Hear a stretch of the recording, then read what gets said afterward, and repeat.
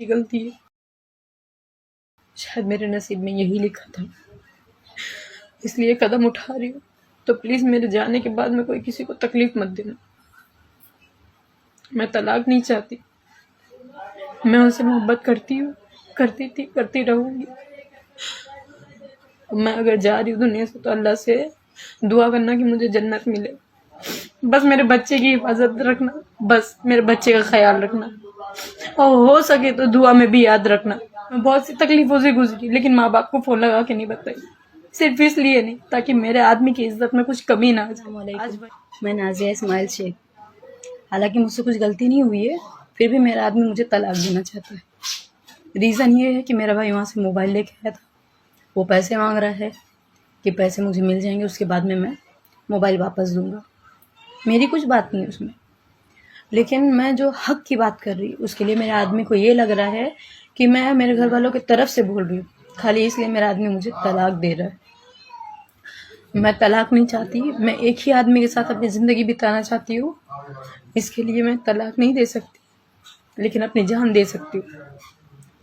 तो मेरे मरने के बाद में कोई किसी को तकलीफ ना दे, मेरे बच्चे की हिफाजत करे, उसका अच्छा ख्याल रखे, उसे पढ़ाए लिखाए बड़ा करे, उसको ध्यान दे। लेकिन मैं तलाक के मामले से नहीं गुजर सकती।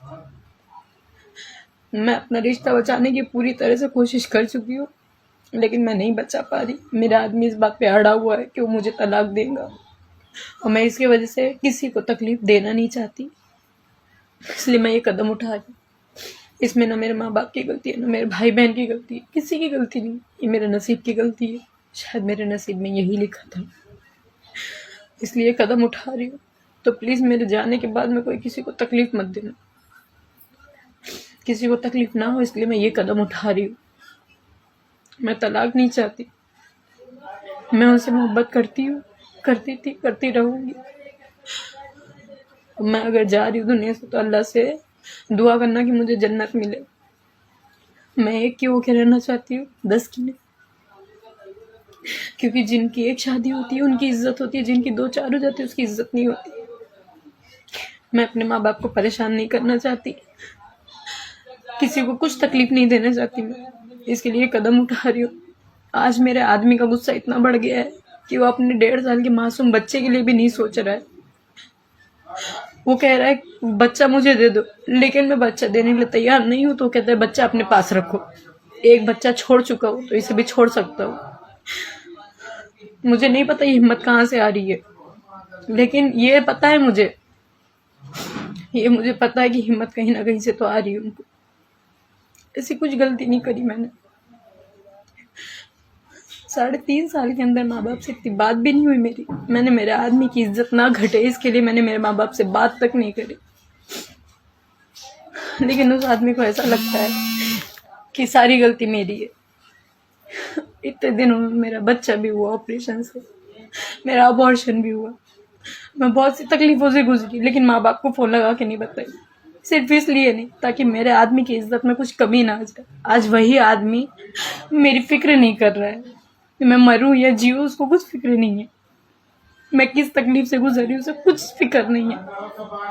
उसे सिर्फ फिक्र है तो अपनी औलाद की फिक्र है। अच्छी बात है, औलाद की फिक्र होनी चाहिए, लेकिन बीवी भी कुछ होती है यार। 3-3.5 साल बहुत बड़ी चीज होती है। मैं ये दर्द नहीं बर्दाश्त कर सकती। मुझे माफ करना अगर कुछ गलती हुई हो तो, सबसे माफी मांगती हूँ।